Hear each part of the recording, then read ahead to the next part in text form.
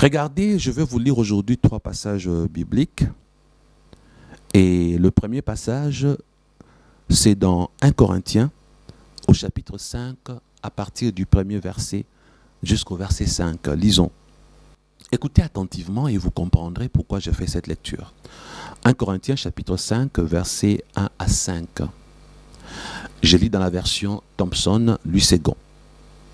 C'est Paul qui écrit. On entend parler constamment d'inconduite parmi vous, et d'une inconduite telle qu'elle ne se rencontre pas même chez le païen.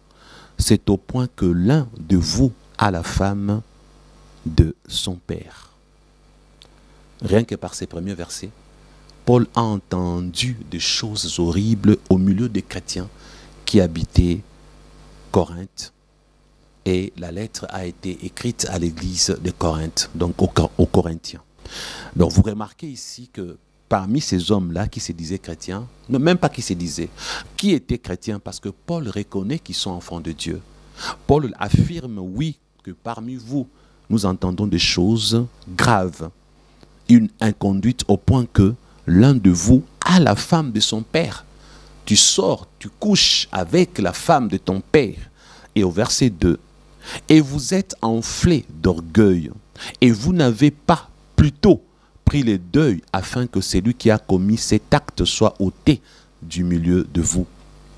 Paul fait une remarque, une observation. Vous êtes enflés d'orgueil, vous acceptez que ces genres de chrétiens qui sortent avec les femmes de leur père puissent continuer à vivre au milieu de vous. Vous n'avez pris aucune disposition disciplinaire pour qu'une telle personne soit ôtée du milieu de vous. Paul leur fait la remarque en disant ce n'est pas normal. Comment vous sentez-vous à l'aise de vivre avec un homme qui commet ces genres d'abominations, ces genres de péchés immondes? Et au verset 3, Paul dit, pour moi, absent des corps, mais présent d'esprit, j'ai déjà jugé, comme si j'étais présent, l'auteur d'une telle action. Paul parle du jugement. Il est absent, il dit comme si j'étais présent, j'ai déjà jugé, n'est-ce pas frère? Il dit j'ai déjà jugé comme si j'étais présent, l'auteur d'une telle action. Quel est le jugement de l'apôtre Paul? Que va-t-il décider pour une telle personne? Quelle décision a-t-il pris? Alors découvrons d'abord le verset 4 avant de lire le dernier verset 5 que nous avons choisi. Car au nom du Seigneur Jésus, vous et mon esprit, nous nous sommes assemblés avec la puissance de notre Seigneur Jésus. Il précise qu'il est en esprit avec eux et qu'ils sont unis par l'esprit de Dieu, l'esprit de Christ. Au verset 5, Paul, voici la décision de Paul, c'est que Paul demande qu'on fasse. Il dit, qu'un tel homme soit livré à Satan pour la destruction de la chair, afin que l'esprit soit sauvé au jour du Seigneur Jésus. C'est pourquoi j'avais dit que si vous n'êtes pas chrétien, zappez cette vidéo, elle ne vous concerne pas. Je m'adresse qu'aux vrais chrétiens, ceux qui ont besoin d'apprendre. Frères et sœurs, en donnant cet exemple, Paul dit, si au milieu de vous, il y a des gens qui vivent dans le péché et qui créent le scandale, ne soyez pas enflés d'orgueil. N'acceptez pas que de telles choses se commettent au milieu de vous. Parce que Paul a dit au verset 1er, des choses qui ne se font même pas chez le païen. Oui, frères et sœurs, nous le chrétien là, nous commettons certains péchés que certains païens ne commettent pas. Nous faisons parfois certains scandales. Nous sommes parfois coupables et auteurs des choses innommables, indicibles, inacceptables et insupportables. Et Paul ici dit la décision qu'une telle personne soit livrée à Satan pour la destruction de la chair, la mort physique. C'est par l'apôtre Paul que nous avons découvert une chose. Il y a de ces chrétiens et de ces chrétiennes qui subiront des morts subites. Ils seront frappés de morts physiques par Satan. Mais la décision de leur mort ne viendra pas de Satan. Parce que Paul dit ici que nous, humains que nous sommes, chrétiens et serviteurs de Dieu, nous avons le pouvoir de livrer à Satan un frère, une sœur, qui commet des péchés immondes, de péchés graves qui salissent l'image de Christ, qui insultent la sainteté divine. Paul montre et il dit, après leur avoir fait des remarques, il leur dit, il fallait pour vous ne pas accepter ce genre de choses. D'ailleurs, voici la solution. Livrez à Satan une telle personne pour que Satan tue son corps. Et Paul a parlé que l'âme ou l'esprit soit sauvé au jour. Je relis pour vous. Qu'un tel homme soit livré à Satan pour la destruction de la chair, afin que l'esprit soit sauvé au jour du Seigneur Jésus. Donc quand Jésus reviendra dans sa gloire, après le jugement dernier, ce que Dieu va faire, Dieu va accepter que ces chrétiens ou cette chrétienne qui avait été livré à Satan, sa chair, son corps a été tué par Satan. Parce que la personne a été livrée à Satan, Satan aura l'autorisation spirituelle de détruire cette personne. Maintenant, comme c'était un chrétien, une chrétienne, la décision de livrer cette personne à Satan, c'est pour sauver son esprit.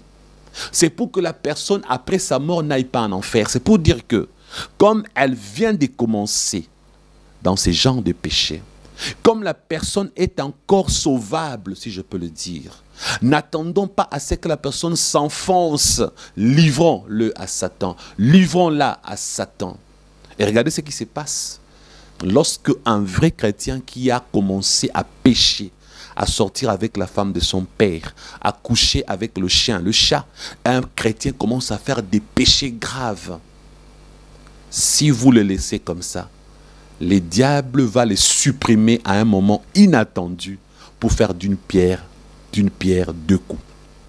Ce que le diable va faire, il va provoquer un accident grave, une mort subite, pour que si la personne meurt, en même temps, il tue son corps et il gagne son âme pour la perdition éternelle. Donc bien des fois, nous chrétiens oisifs, lorsque nous laissons certains d'entre nous vivre dans le péché et continuer à vivre dans le péché, nous les aimons, nous disons, bon, il a qu'à faire ce qu'il veut, le salut est individuel. Nous le perdons. C'est pourquoi l'apôtre Paul dit, n'acceptez pas de perdre vos frères et vos sœurs.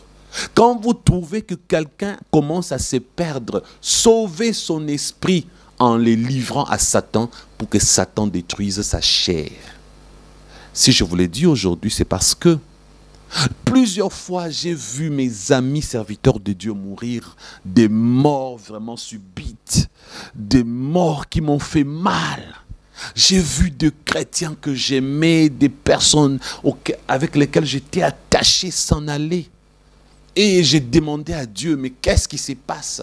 Pourquoi des serviteurs, des servantes meurent de cette façon?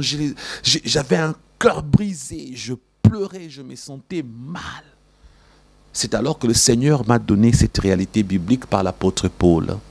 Un jour, le Seigneur m'a dit, Christian, tu ne peux pas aimer un être humain plus que moi, son créateur.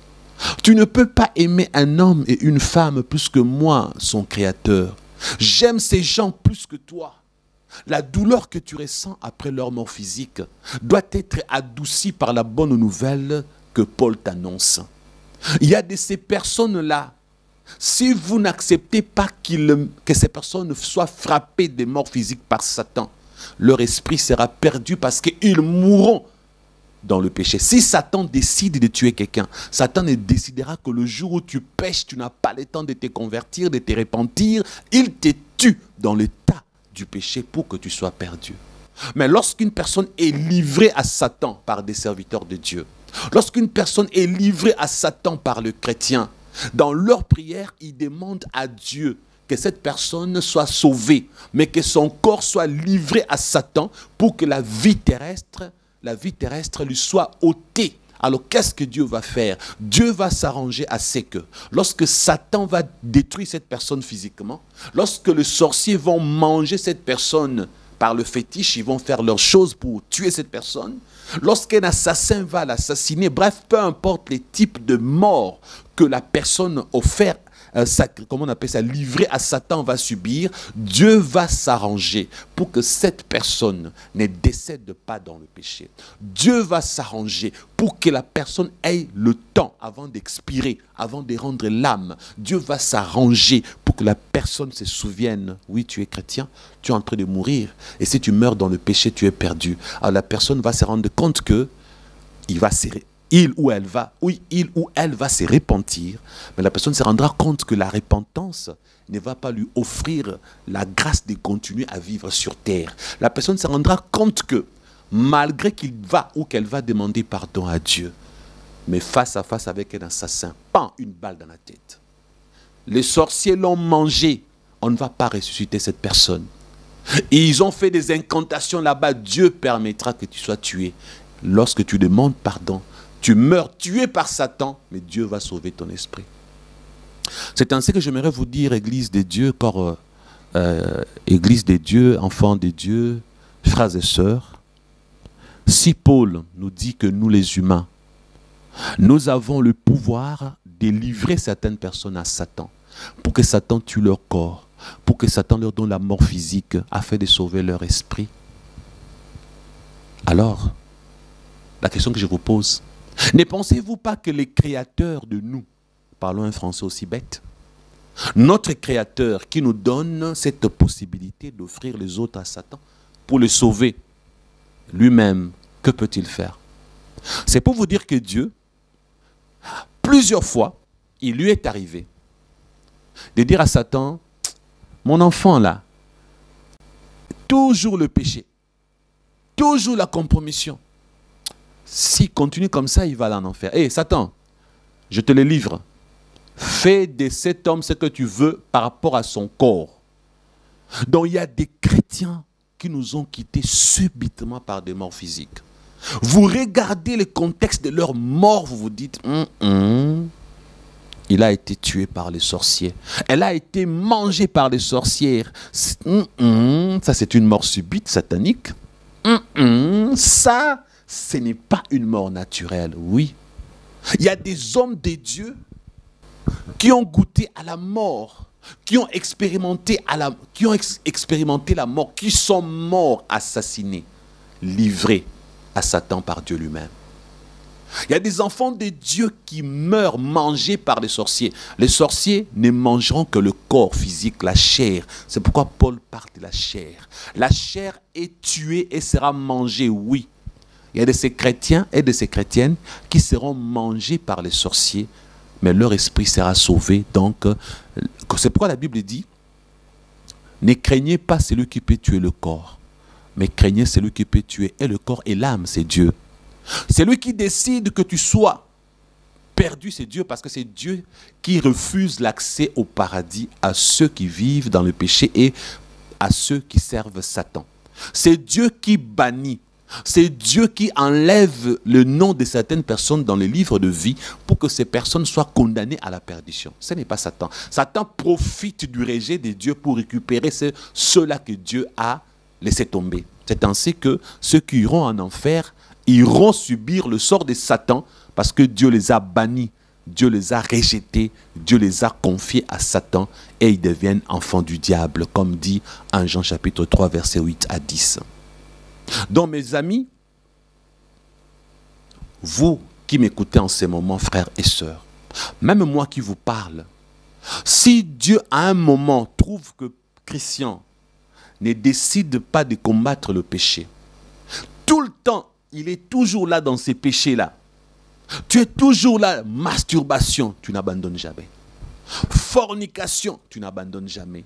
Impudicité, tu n'abandonnes jamais. Tu es toujours là, mensonge, vol. À un moment, les sorciers vont te manger. Tu risques de ne pas finir cette année. Dieu va te livrer à Satan. Et si Dieu te livre à Satan, ton corps sera tué. Et pour que ton corps soit tué, c'est ainsi qu'un bon matin, tu vas te réveiller, on va t'annoncer, écoute, tu as un cancer de type 4. Et il ne te restera que quelques jours à vivre. Tu auras le temps de prier, de demander pardon à Dieu, oui. Et puis ton âme sera sauvée. Mais ton corps sera tué par ces cancers. ton corps va être assassiné, ton corps va être empoisonné, le poison va te tuer, les sorciers vont te tuer, le sataniste vont te tuer. C'est Dieu qui permettra cela. Parce que quand tu es confié à Satan, Satan fera de toi ce qu'il veut. Mais tu auras juste le temps pour toi de dire à Dieu quelques mots pour sauver ton âme. Ça veut dire que Dieu va t'enlever l'autorisation de la vie terrestre. Mes amis, le Seigneur, il n'y a pas longtemps, m'a fait voir une réalité que je refusais d'accepter. Dans la vie, on aura toujours des gens qui ne nous aiment pas. Vous aussi. Dans la vie, nous serons toujours détestés. Donc ceux qui ne nous aiment pas, nous trouverons toujours le pouls. Nous trouverons... vous savez, vous êtes chauve, mais on vous cherche le pouls sur la tête. Vous êtes chauve, vous n'avez pas de cheveux, mais ils viendront vous chercher le pouls sur la tête. Il y a des gens qui ne nous aimeront jamais. Ces gens-là sont toujours là pour chercher un ça ne va pas, pour nous prendre au piège, pour mal interpréter. Vous aussi, cela vous arrivera. Ne vous en faites pas, nous tous ça. Un jour, Madame Dallot, dont la femme du pasteur Roland Dallot, nous étions à la borne à l'époque. Alors elle disait, Christian, je ne comprends pas. Mon mari, c'est un pasteur, un homme bien avec tout le monde. Mais pourquoi ici à la borne, il y a des gens qui n'aiment pas mon mari? Pourquoi il y a des gens qui n'aiment pas le pasteur Roland Dallot à la borne? Il a fait quoi? Il est là, il ne fait du mal à personne. Donc, je sais que je ne serai jamais aimé par certaines personnes. Je vivrai avec jusqu'à ma mort et j'accepte ça. Donc, ce n'est pas grave. Alors, frères et sœurs, la mort est une affaire de tous. Dans quelle situation vas-tu mourir? Dans quelles conditions? Pourquoi vas-tu mourir? Alors écoutez-moi attentivement. Les hommes politiques meurent, les chrétiens meurent. La mort, c'est une histoire de tout le monde, chrétien ou païen. La question que je te pose, quand tu vas mourir, où vas-tu partir? Parce que si tu n'as pas le temps de confesser tes péchés, si Dieu ne te fait pas grâce, tu risques de mourir dans le péché et une fois de l'autre côté, tu ne sauras pas revenir. Vous savez, c'est aujourd'hui même qu'on m'annonce la mort de quelqu'un de ma famille, la petite sœur de mon père. La petite sœur de mon père, l'unique membre de la famille de mon père en dehors de moi qui servait Dieu. Parce qu'il n'y a que moi qui suis serviteur de Dieu dans la famille de mon père. Et la deuxième personne fut la petite sœur de mon père, sœur Angèle. Je vous ai parlé d'elle un jour où quand je prêchais, je disais qu'elle s'appelait Boupela parce que dans ma famille, il y a un mélange des swahiliphones et de Luba. Dans les swahiliphones et lubaphones dedans. Donc voilà, il y a un mélange. Elle s'appelait Boupela, je vous parlais d'elle. Je disais qu'elle avait même changé le nom parce que ça signifiait quelque chose de pas bien. J'en parlais lorsque j'étais avec la sœur Dorcas. Et aujourd'hui, vous savez, mon épouse et moi, avec notre enfant, nous sommes partis la voir à 4 reprises parce que je l'aimais beaucoup. C'est une servante de Dieu. Elle avait déjà son église. Elle servait Dieu. Alors, elle craignait Dieu. Elle était dans les ministères aussi du combat. Disons, elle était aussi dans les combats spirituels. Elle chassait beaucoup de démons. Elle priait pour le malade. Les gens venaient chez elle pour la délivrance. Et aujourd'hui, une de mes petites sœurs m'appelle pour m'annoncer sa mort. Je l'aimais énormément. Cette tante qui n'avait pas atteint 60 ans, qui n'était que dans la cinquantaine. Et lorsqu'on m'a raconté comment elle est morte,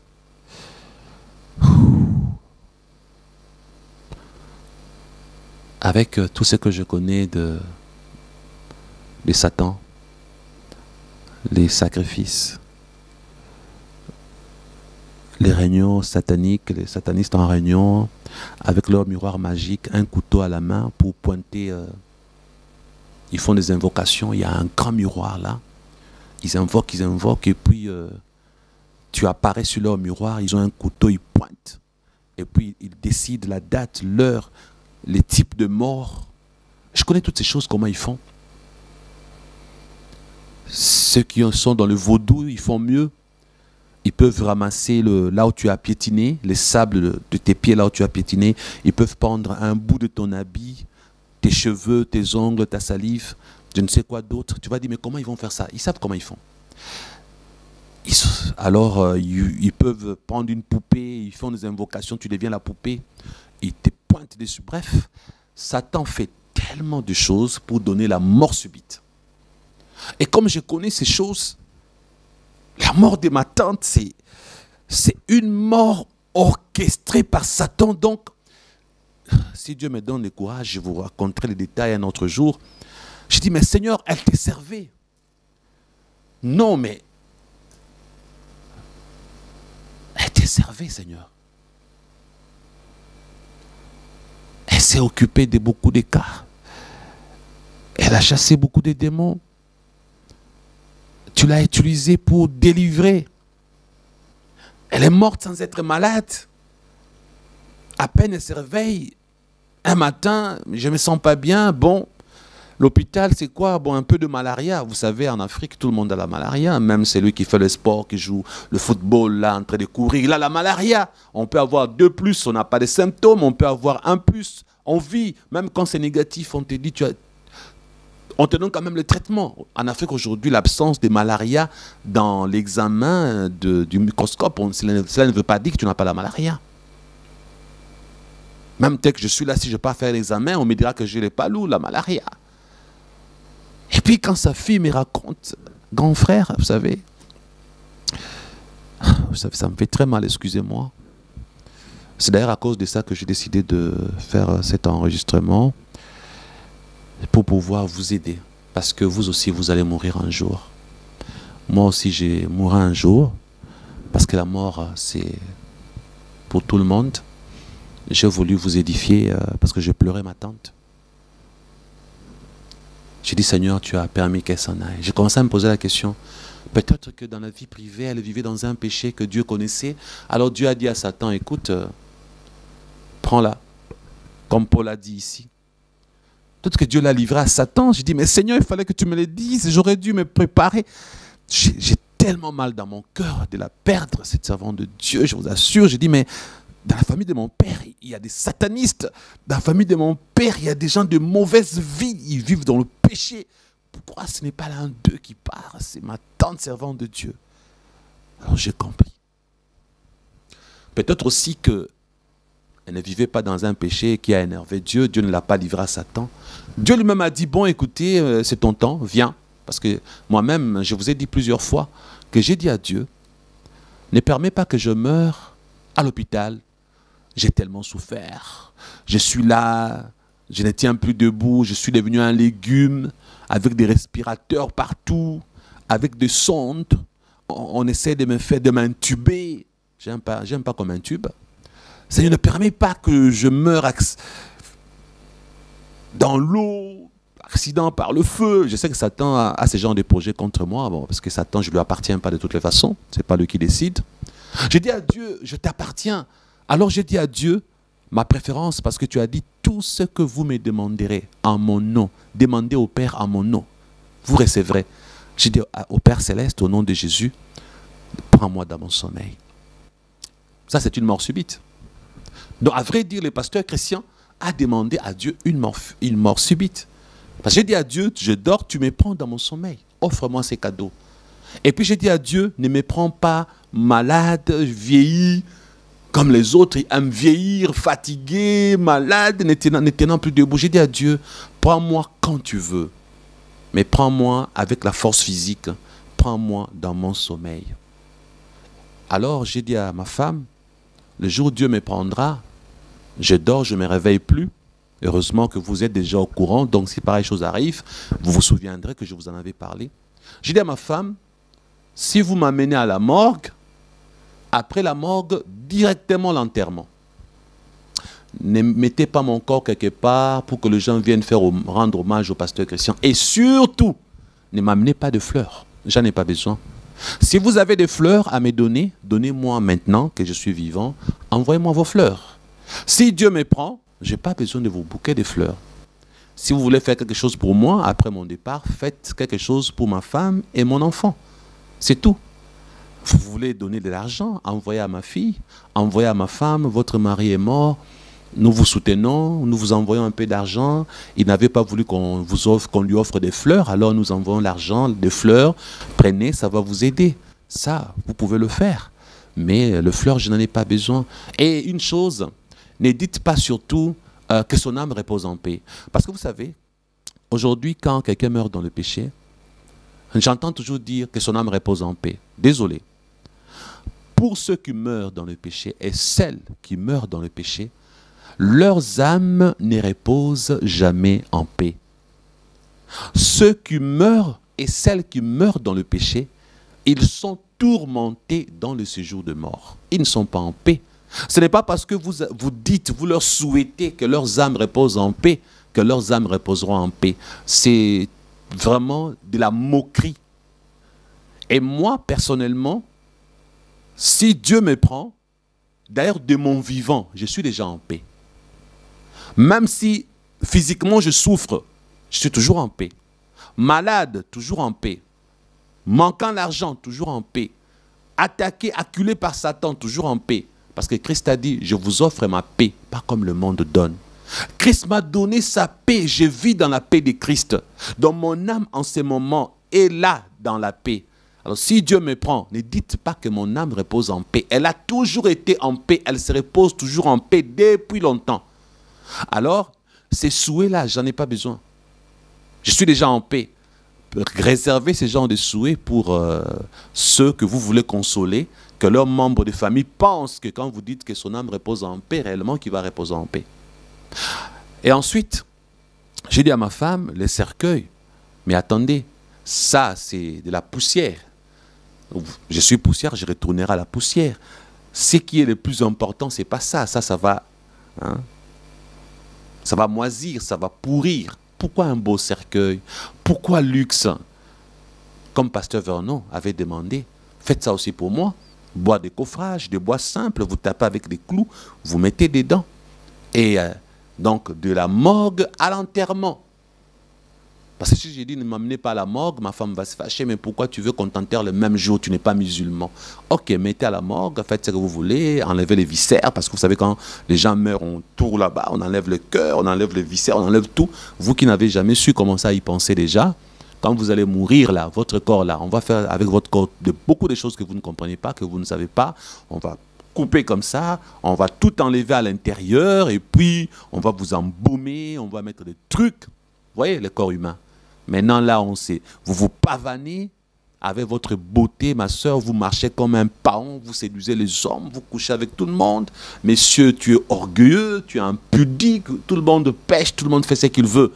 Mais le jour où la mort va frapper à votre porte, vous allez vous rendre compte que la vie terrestre ne servait à rien. Alors, vivez dans cette enveloppe de chair pour le salut de l'âme et de l'esprit. Parce que si vous mourrez dans le péché, vous condamnez votre âme et votre esprit à périr après votre mort physique. Alors, après la morgue, directement l'enterrement. Il ne faut pas que ce soit un cimetière luxueux. Un cimetière, je ne sais pas comment. Ben, prenez n'importe lequel, mettez des dents, c'est fini parce que je suis retourné à la poussière. Mon âme et mon esprit continuent leur vie. Vous voyez, je suis entre les mains de Dieu, j'attends le jugement dernier, j'attends l'enlèvement de l'Église, bon, pas l'enlèvement, parce que les morts en Christ ressusciteront le premier, j'attends les événements de temps de la fin, je suis heureux là où je suis parti. D'ailleurs, pourquoi pleurer? Parce que la vérité est que je suis content d'être parti. Quand Dieu va me prendre, je n'aurai même pas besoin de revenir sur terre. Je suis l'homme le plus heureux. Il faut d'ailleurs pleurer pour vous qui êtes encore en vie. Parce que si Dieu me prend, moi j'ai fini ma course. Vous qui êtes restés en vie, c'est vous, pleurez pour vous-même. Parce que vous ne savez pas comment vous allez mourir. Vous ne savez pas si vous allez mourir en Christ ou pas. Vous voyez, c'est pourquoi moi je veille sur ma marche et je sais que je mourrai chrétien. Parce que dans mon alliance avec Dieu, je veille. La première âme à sauver, c'est la mienne, ce n'est pas votre âme. Frères et sœurs, un deuxième passage que je j'aimerais lire pour vous, c'est dans Jacques chapitre 4, versets 13 à 15. Lisons, Jacques 4, versets 13 à 15. À vous maintenant qui dites, aujourd'hui ou demain, nous irons dans telle ville, nous y passerons une année, nous y ferons des affaires et nous réaliserons un gain. Verset 14. Vous qui ne savez pas ce que votre vie sera demain, vous êtes une vapeur qui paraît pour un peu de temps et qui ensuite disparaît. Vous êtes une vapeur qui paraît pour un peu de temps. Vous qui dites demain, je serai à New York. Après-demain, je vais me marier. Je veux faire telle chose, telle autre. Demain, je ferai. Il y a des gens qui sont remplis des projets, mais qui oublient la mort. La Bible que nous lisons, vous allez voir la suite du verset que je vais lire pour vous. La Bible que nous lisons nous enseigne que la mort fait partie de l'existence humaine. Beaucoup de gens ont le projet de la vie, le projet de vivre, de faire X et Y, mais ils n'ont pas le projet de la mort physique de leur départ. Normalement, un être humain chrétien doit avoir des projets de l'existence, la vie. Parce que dans cette existence, il y a la vie et la mort. Donc il faut que tu aies des projets pour vivre, faire ceci, te marier, avoir une grande entreprise et en même temps avoir un autre projet, ta mort. Si je meurs, qu'est-ce qui va se passer? Sécurise ta femme, sécurise tes enfants. Il y a des chrétiens qui sont morts subitement. Ils ont des comptes en banque dans 4 banques. Personne ne connaît et personne n'ira vérifier. Cet argent est parti comme ça. Il y a des chrétiens qui meurent subitement, frappés par une mort subite.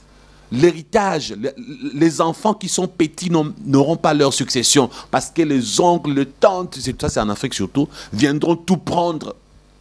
Parce que le chrétien en question pensait qu'il était immortel, il n'a pas préparé sa mort. La mort doit être préparée. Voilà pourquoi ici Jacques dit, à vous qui dites, demain j'irai dans telle ville, je ferai telle chose, voici tel projet. Écoutez ça, c'est ce que Jacques nous dit. Au verset 14, il dit déjà, vous qui ne savez pas ce que votre vie sera demain. Parce qu'à vrai dire, tu as des projets pour demain. Tu n'es pas sûr de vivre demain. Ton assurance de vivre demain est une assurance idiote. Parce que ta vie est entre les mains de Dieu. Dieu peut décider et dire à Satan, prends-le, tue-le. J'ai besoin qu'il meure. Physiquement, tue-le. Parce que j'ai besoin que son âme vienne ici dans mon royaume. Ou alors, comme il est dans le péché, tue-le, récupère son âme, mets-le dans le feu là-bas. Oui, Dieu fait ce genre de choses. C'est pour cette raison, frères et sœurs, vous allez comprendre la suite du verset. Jacques dit, vous qui ne savez pas ce que votre vie sera demain, vous êtes une vapeur qui paraît pour un peu de temps et qui ensuite disparaît. Pourquoi? Parce que le verset 15 dit, vous devriez dire au contraire, si le Seigneur le veut, nous vivrons et nous ferons ceci ou cela. Parce que ma soeur, mon frère, tu ne vis pas parce que tu veux. Tu ne vis pas parce que tu es beau ou belle. Tu ne vis pas parce que Dieu t'aime plus que tout le monde. Tu ne vis pas parce que tu ne pêches pas, tu es saint. Non! Tu vis parce que Dieu le veut. Et si tu n'arrives pas à dire de ta bouche, demain je me marierai si Dieu le veut. Apprenez à partir d'aujourd'hui, vous le vrai chrétien, l'expression « si Dieu le veut », ça vient de la Bible. Jacques dit, vous devriez dire au contraire, si le Seigneur le veut, nous vivrons et nous ferons ceci ou cela. Si vous ne réalisez pas la grâce de continuer à vivre, la grâce de respirer, d'être compté parmi les vivants, un jour, Dieu vous fera la surprise. Vous serez frappé par une mort subite. Vous savez, il y a des gens qui meurent subitement. Vous ne vous êtes jamais mis à leur place. Hein? Subitement, il y a une sœur.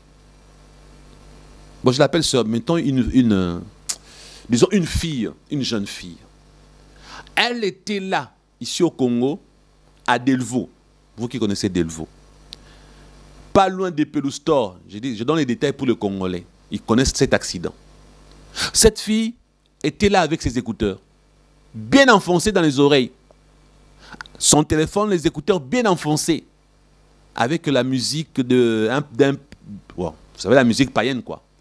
En train de glorifier Satan, chanter pour la chair, pour le monde, tout ça.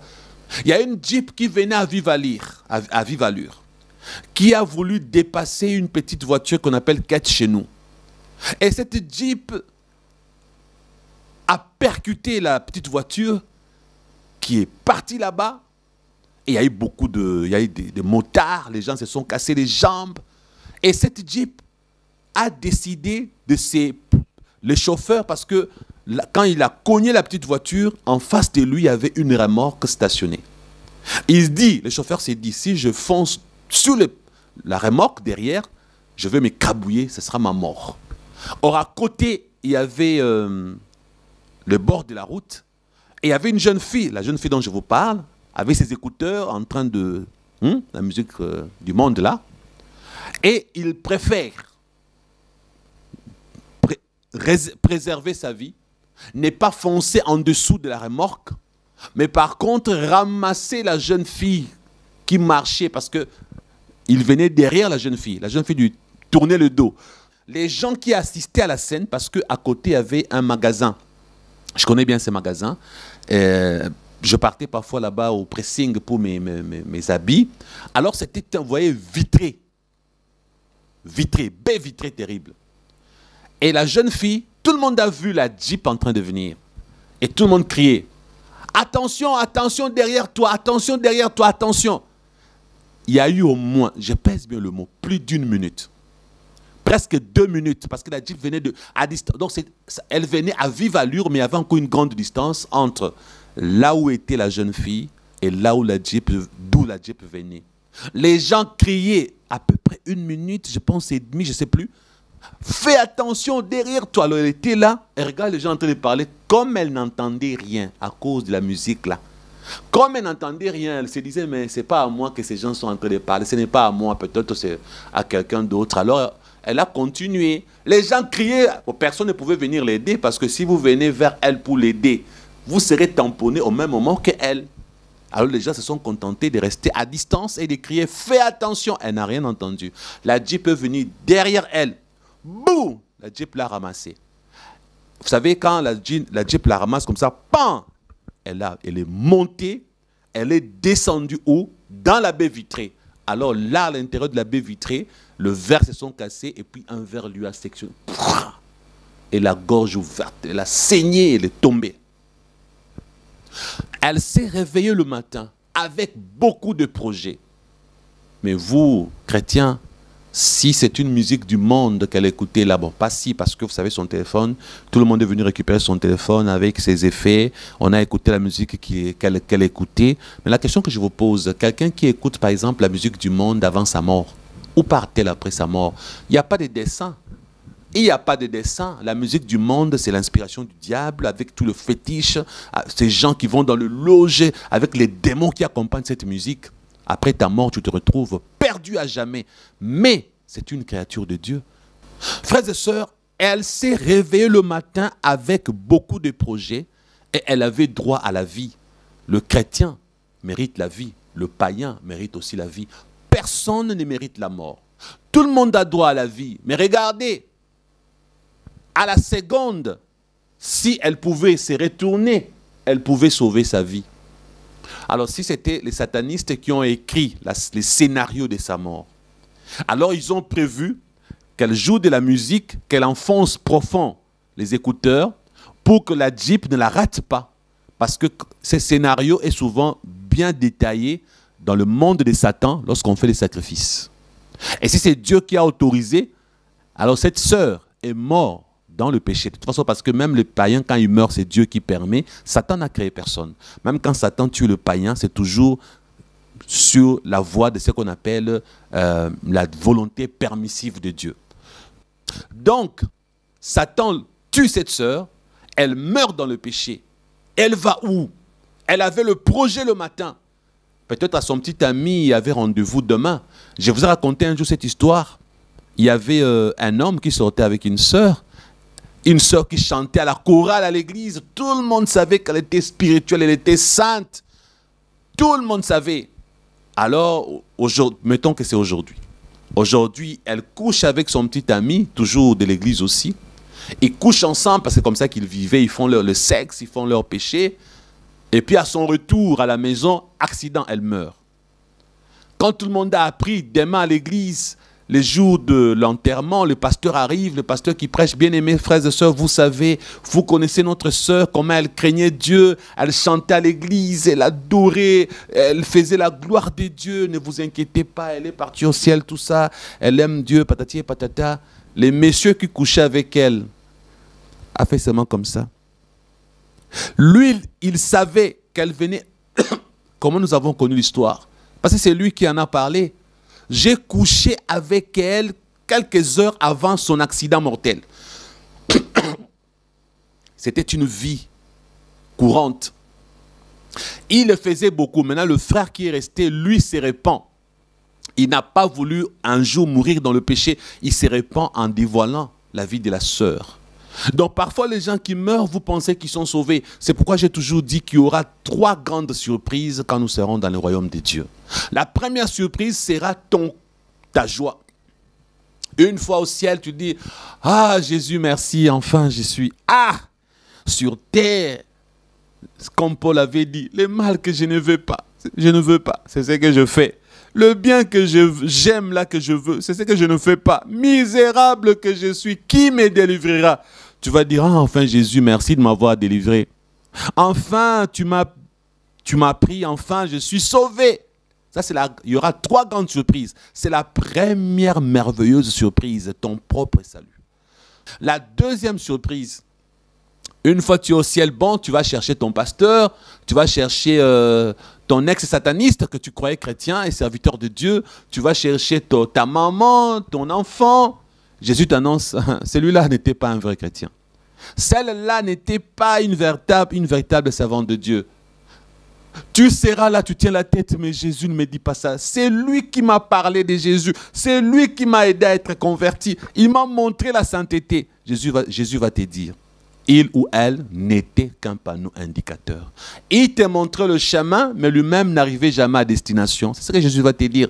La deuxième grande surprise, tu seras déçu de ne pas voir tes amis chrétiens, les autres personnes que tu estimais. Ton père spirituel, ta mère spirituelle, je ne sais qui, n'est pas être avec toi dans le royaume de Dieu. Ça, c'est la deuxième grande surprise. La troisième grande surprise, tu arrives là. Quoi? Le président Mobutu au paradis. Quoi? Hitler Adolphe au paradis. Ce ne sont que des exemples. Hein? Parce qu'il y a des gens que nous avons connus comme des pécheurs, des malfaiteurs, des assassins. Mais nous n'avons pas été là le jour de leur mort. Vous n'étiez pas là quand le président Mobutu mourait au Maroc. Qui était là le jour où il rendait l'âme? Si avant sa mort, il a mis de l'ordre, il a mis sa vie en ordre. Vous allez me dire, mais pasteur Christian, les ex-satanistes ont dit, ils ont vu Mobutu en enfer avec les cadenas. Mes amis, seule la Bible est la vérité infaillible. Le témoignage, ce n'est pas la parole de Dieu. Aujourd'hui, le faux ex-sataniste vous disent qu'ils ont vu Alain Moloto en enfer. Il y a eu des témoignages comme ça. Nous avons vu Alain Moloto en enfer. Nous avons vu, il y a beaucoup de pasteurs qu'on a cités qui sont en enfer. Qui vous dit que tous ces témoignages sont vrais? Moi, je vous annonce, vous les véritables chrétiens, mettez votre confiance dans la Bible, la parole de Dieu. Seule la Bible est notre ligne de conduite infaillible. Ne mettez pas foi dans le témoignage que vous suivez. Parce que si Satan veut me discréditer, Dieu va me prendre, vous allez m'enterrer. Satan va dire à un sataniste, fais semblant de te convertir. Va témoigner contre moi. Dis-leur que tu as vu le pasteur Christian en enfer. C'est ainsi qu'en me discréditant, vous qui allez rester, vous allez dire, nous ne suivrons plus le... Il a laissé beaucoup de vidéos sur YouTube, il a peut-être écrit des livres, il a beaucoup enseigné. Pourquoi suivre le pasteur Christian? On vient de témoigner qu'on l'a vu en train de souffrir en enfer avec les cadenas sur la gueule. Parce que Satan, c'est ce qu'il fait. Il prend un sataniste qui fait semblant de se convertir, il va vous dire, j'ai vu Alain Moloto en enfer, pasteur Christian en enfer, pasteur Verneau en enfer, XY en enfer, et vous allez croire. Maintenant, vous allez suivre qui? Il ne va vous rester qu'à suivre eux, les ex-satanistes, parce que vous allez dire, bon, comme ils étaient avec Satan, ils sont meilleurs. Maintenant, si ils sont faux, et souvent ils sont faux, ils vont vous faire gober que les démons, Satan, et vous allez rester remplis de Satan. Et après votre mort, vous vous retrouvez perdu. Alors, mettez votre confiance quand la parole de Dieu qui est écrite dans les saints livres. Alors, je continue à vous dire que vous serez surpris de retrouver certaines personnes censées aller en enfer, les retrouver au ciel. C'est ça les 3 grandes surprises. C'est pourquoi Jacques dit, ne soyez pas sûrs, sinon vous êtes une vapeur. Vous qui pensez que vous réaliserez vos projets, Jacques dit, vous êtes une vapeur. Cette vapeur qui apparaît un court instant et ensuite disparaît. Vous devriez dire au contraire, si le Seigneur le veut. Chrétiens, arrêtez de dire que tu vas faire, je veux faire. C'est ainsi que nous avons une preuve dans Luc chapitre 12, versets 16 à 20. La preuve de quelqu'un qui a déclaré, il était sûr, cette personne. Ces messieurs étaient sûrs que ce qu'il avait dit qu'il fera, qu'il allait le faire. Vous qui êtes sûrs que vous allez vivre longtemps par les paroles positives, par les déclarations. Si vous n'avez jamais su, dans les sciences occultes, il y a une science occulte qui n'est là que pour les paroles positives, la positivité. Donc dans les sciences occultes, il y a aussi la positivité, être toujours positif. Voir que le bien, pas le négatif.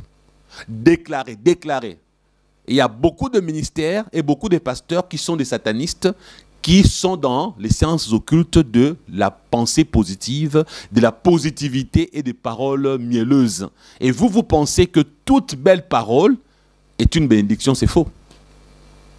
Parce que ce n'est pas en déclarant que toi tu vas vivre.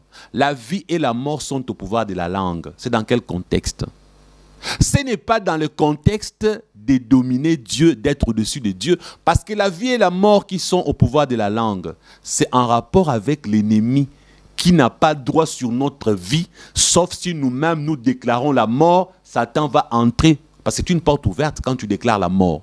Si tu déclares la vie, alors Dieu va faire de sorte que Satan ne te tue pas. C'est dans le combat spirituel que la mort et la vie et la mort sont au pouvoir de la langue par rapport à notre ennemi Satan.